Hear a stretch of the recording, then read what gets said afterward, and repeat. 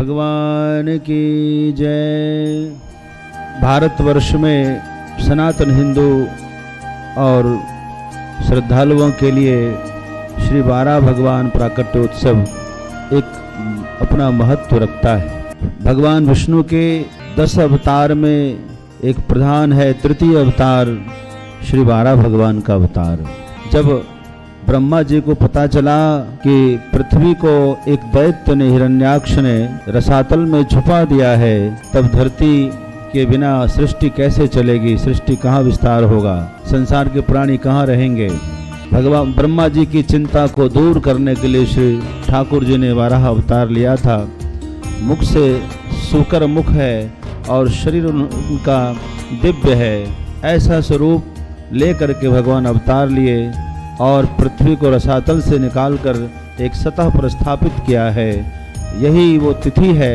इस तिथि को हम लोग भाद्रपद मास के तृतीया तिथि मनाते हैं। भादो का महीना शुक्ल पक्ष तृतीया तिथि, जिसको हरतालिका तीज भी कहते हैं, लेकिन हरतालिका तीज से भी बढ़कर महत्व श्री वाराह भगवान जयंत्योत्सव है। इस बार भी हर्ष और उल्लास के साथ हम लोग मनाएंगे। यह जो स्थान है श्री शुकर क्षेत्र सोरो तीर्थ है। शुकर तीर्थ सोरो का अपना महत्व है।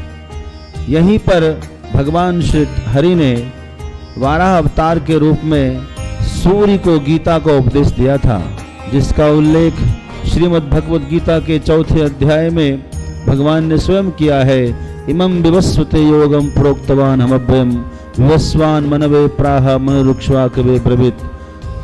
और एवं परंपरा प्राप्तम इमं राजर्षयो विदुष काले नेह महता योगो नष्टः परम तप स एव मया तेद्य योग प्रोक्त पुरातन। हे अर्जुन, आज जो हमने सबसे पूर्व में सूर्य को गीता का उपदेश दिया था, वही आज तुझे उपदेश देता हूँ, परंपरा से प्राप्त।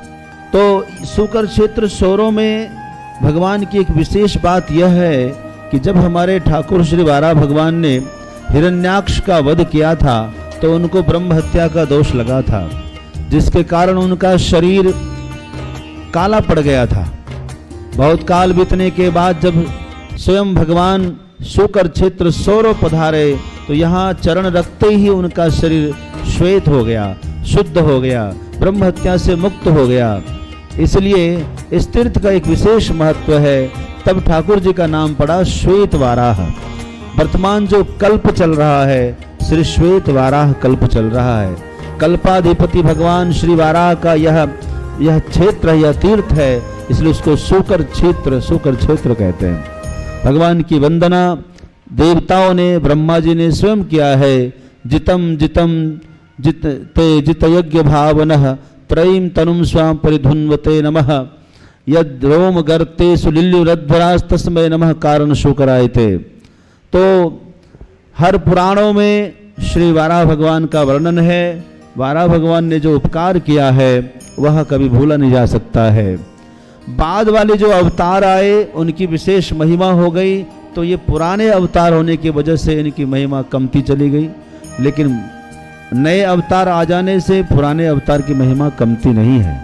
नए युवान के आ जाने से वृद्धों की महिमा कमती नहीं है।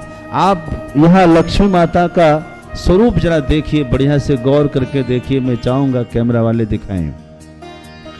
ऐसा स्वरूप पूरे विश्व में कहीं नहीं मिलेगा। माता लक्ष्मी की आंखों में हमारे जीव के प्रति, भक्तों के प्रति जो करुणा है, अपने बच्चों के लिए जो करुणा है, इनकी आंखों में झलकती है। ये आंख, ये करुणा का भाव पूरी दुनिया में कहीं नहीं है। वाराह भगवान के मंदिर तो कई देखे हमने, दक्षिण भारत में भी देखे, राजस्थान में भी देखे, लेकिन यह झांकी, यह स्वरूप, इस करुणा का भाव कहीं नहीं मिलेगा। एक बात और है, वाराह भगवान के नाम स्मरण करने से लोगों के भूत प्रेत बाधा, शत्रु बाधा आदि रोग के बाधा जो इधर उधर नहीं जा रहे हैं, इनके स्मरण करने से अनायास चले जाते हैं।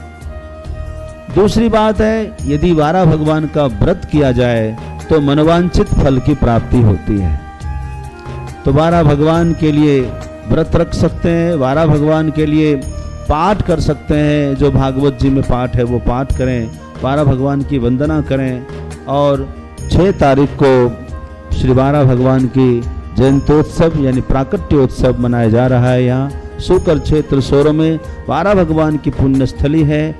यहाँ आए आप सब भक्त, देश विदेश में रहने वाले भक्त यहाँ पधारें। आप सबको सादर आमंत्रण है। सोरो के वासी आप सब के लिए मंगल कामना कर रहे हैं। आप सबकी बधाई के लिए, आप सबके आगमन की प्रतीक्षा में है। बहुत बहुत बधाई सभी को। जय श्री हरि, जय श्री वाराह भगवान, गंगा महारानी की जय।